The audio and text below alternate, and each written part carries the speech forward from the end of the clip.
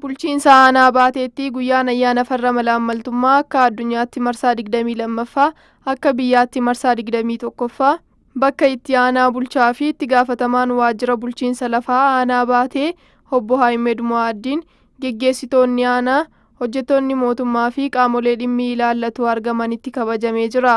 Hirmaattonni kabaja ayyaana kana irratti argaman akka ibsanitti malaammaltummaan gufuu biyyaa kan ta'ee fi qaamni kamuu irratti hirmaachuu kan qabuu fi ga'ee qabeessonni hundi hojjetaa mootummaa geggeessaan hundi irratti hirmaatee farra malaammaltummaa dhabamsiisuun dirqama namummaa akka ta'e dubbataniiru. Hordofaan farra malaammaltummaa fi naamusaa aanaa baatee kan ta'an obbo Adam Mahammad akka ibsanitti sanada dhiyaate irratti marii bal'aa akka taasisan ibsuun gara fuulduraa malaammaltummaa karaa garaagaraatiin ibsamuun akka hafuu qabuu fi naamusni hojjettootaa geggeessaa hawaasa hunda dabalatee naamusa gaarii sirriitti uumamuu fi leenjiin garaagaraa namoota garaagaraatiif akka kennamuu qabu kominikeeshinii aanicharraa odeeffanne. Bulchaan olaanaa naannoo Amaaraa Raggaa Kabbadaa naannichatti fedhii turistii giddu galeeffachuun hojiiwwan tajaajila ammayyaawaa fi dorgomaa ta'ee dhaqqabamaa taasisuu danda'u hojjetamaa jiraachuu ibsaniiru.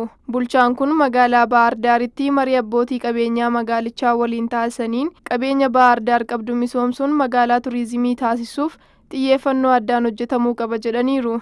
Keessattuu damee tajaajila hoteelaa ammayyeessuuf yeroon itti kennamuu kan hin qabne ta'uu eeranii tajaajila dorgomaa ta'ee dhaqqabamaa taasisuuf mootummaan abbootii qabeenyaa deeggaruun ga'ee isaa kan baatu ta'uu mirkaneessaniiru. Abbootiin qabeenyaa hoteela sadarkaa urjii ijaaruuf bakka fudhatanii gara ijaarsaatti hin galiin jiran hatattamaan gara hojiitti galuu akka qaban hubachiisaniiru.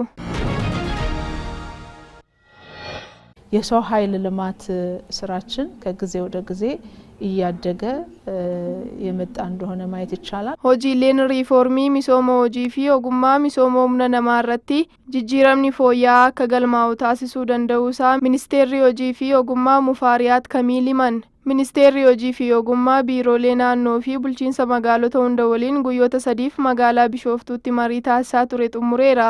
Waltajjicha irratti ministeerri hojii fi ogummaa Mufaariyaat Kamiil haasaa taasisaniin misooma humna namaa fooyyessuuf riifoormiin hojjetamee milkaa'ina qabatamaa galmeessaa jira jedhaniiru. Misooma humna namaa beekumsaa fi dandeettiin badhaadhe horachuuf hubannoo namtolchee fi teknooloojii saayibarii fayyadamuun leenjiin kennamaa jiraachuu kaasaniiru. Milkaa'inni gama carraa hojii uumuun argames lammiileen of bira darbanii qabeenya akka horataniif guddina diinagdee biyya keenyaa keessatti gumaacha isaanii akka bahatan taasisaa jiraachuu hubachiisaniiru. Statistics are the backbone of evidence-based planning and data-driven development.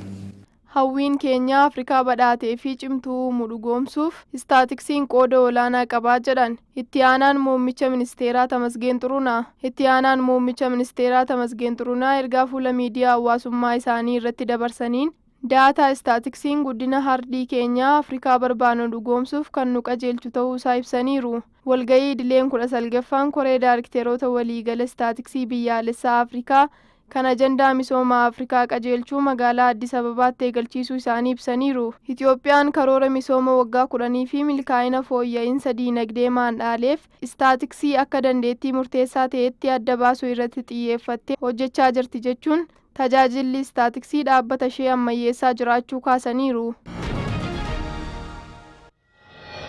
Collective commitment to advancing digital innovations. Damee qonnaa Afrikaa fuullaa'insaan jijjiiruu fi wabii nyaataa mirkaneessuuf tiraanisfoormeeshiniin qonnaa dijitaala irratti xiyyeeffatamee akka hojjetamu koomishiniin Gamtaa Afrikaa beeksise. Gamtaa Afrikaatti koomishinarri qonnaa misooma baadiyyaa diinagdeen buluu fi naannawaa fuullaa Moosaas Bilaakaat damee qonnaa Afrikaa gara guddinaa wabii nyaataa fi dandeettii dandamachuu barbaadamutti guddisuuf qonni dijitaalaa qooda murteessaa akka qabu yaa'ii qonnaa keessatti shoorri dargaggootaa fi dubartootaa murteessaa ta'uusaa yaa'ii kanaan mirkaneessuun akka danda'ame ibsaniiru. Deetaan ministeera Inooveeshinii fi Teknooloojii Dr. Baayisaa Badhaadhaa milkaa'ina qonnaa dijitaalaaf birmadummaa cimsuun sirrii ta'uu eeraniiru. Odeeffannoo qonnaa akka qabeenya tarsiimawaatti kunuunsuu sirnoota Afrikaa keessaa dandeettii koominikeeshinii mirkaneessuu fi dargaggootaa fi dubartoota ga'oomsuudhaan qonna Afrikaa guddisuun ni danda'ama jedhaniiru. Haala kanaan Itoophiyaan hojii jajjabeessaa raawwachaa jiraachuu ishees dubbataniiru.